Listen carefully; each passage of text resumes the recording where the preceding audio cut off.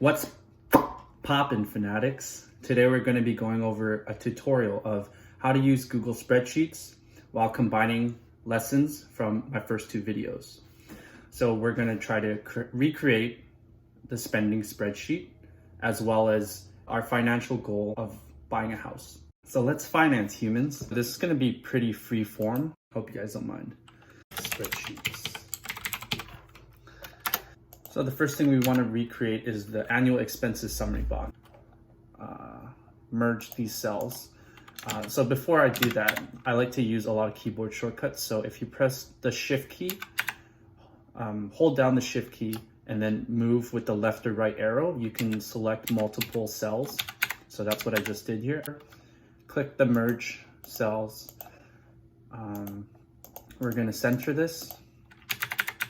I'm going to make it bold by pressing Control B. And then we're going to change the color to be gray. And then we have the months here. And we can highlight these two cells and it will automatically calculate all of the months, which is fabulous. Insert a row by clicking right click and then left click to insert a row. The thing is, Excel and Google Sheets don't have the exact same keyboard shortcuts. So the other thing about formatting is you never want to format each individual cell. Highlight all the cells that have the same formatting and apply across to save time. And another trick is if you press Control up and down, you can navigate through to the closest non-empty value. And I can do the same laterally. So left and right from there. And this will save a lot of time when you get really quick with these keyboard shortcuts. So I'm just gonna work away here. As you can see, I combined the motion of moving quickly with Control left up and down with holding the shift key. And this allows you to jump to the cell that you want to, as well as highlighting everything. The cool feature of Google Sheets is that you can highlight the column and you can actually reverse the order.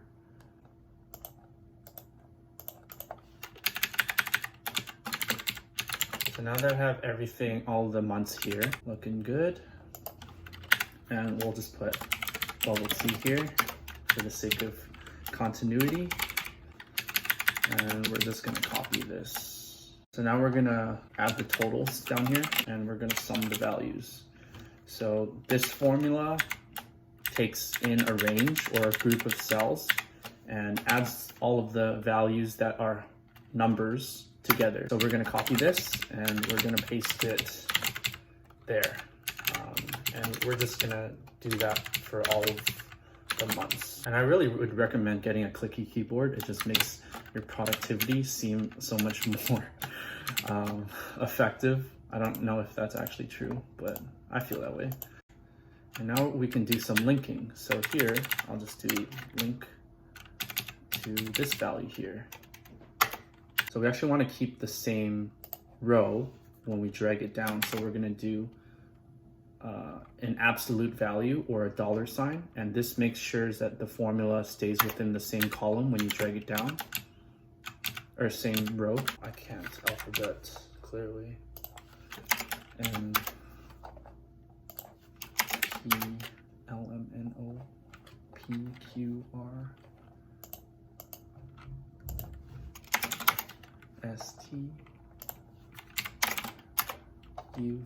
Now I know my ABCs. And we're gonna sum this.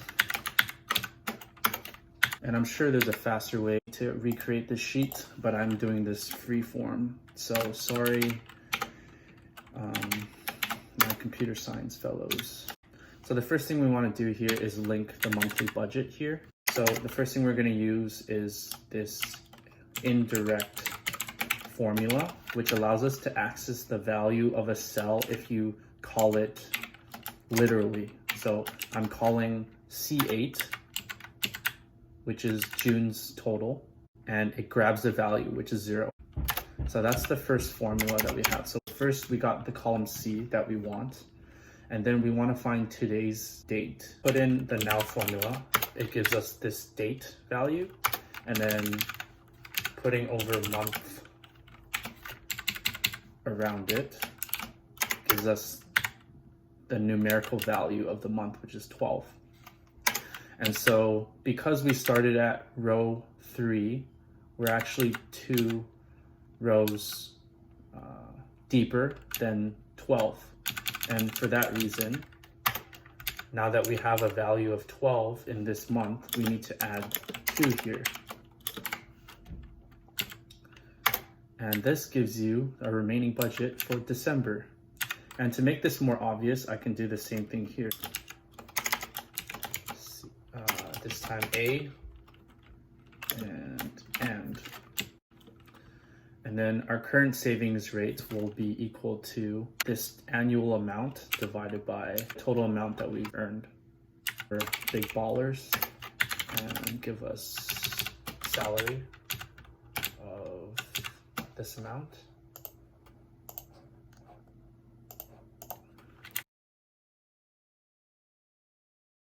And the last thing we need to add is this querying of expense items. A really hacky way to do this is just to sum all of these values here. We're gonna use a sum if formula. So sum if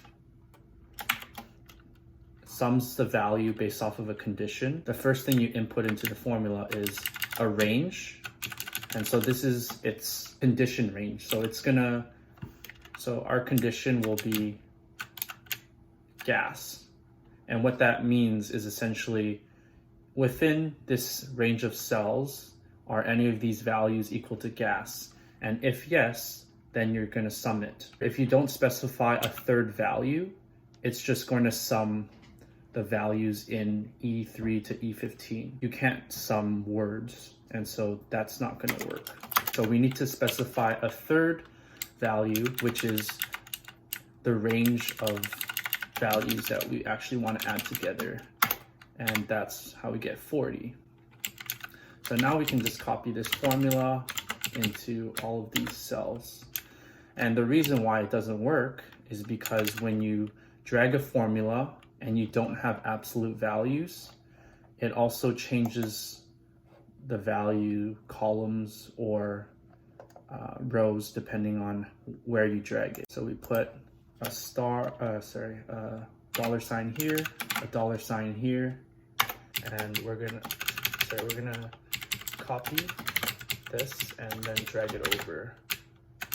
It keeps the spacing when you copy and paste it. So if you remember in our example with the mortgage, if we have a home price of $500,000 and a down payment of 20%, which is equal to this times 0.2%. And if you don't know why I use 0.2%, you feel free to watch my second video.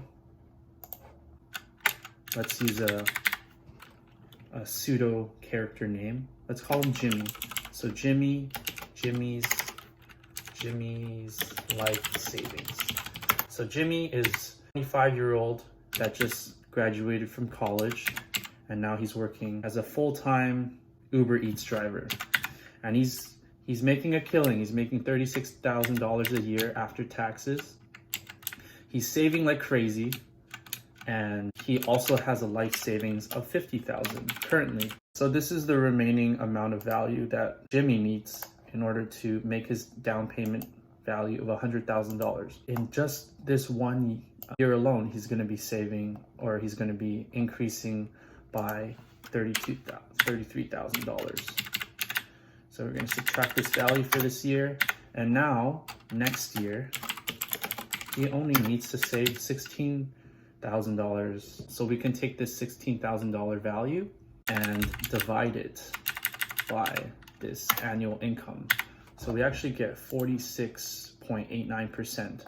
So we can set our target savings for next year to be 47%. So he can actually spend $19,000 next year. So that's pretty much it for this video. Hope you enjoyed that, and let me know what you think in the comments below.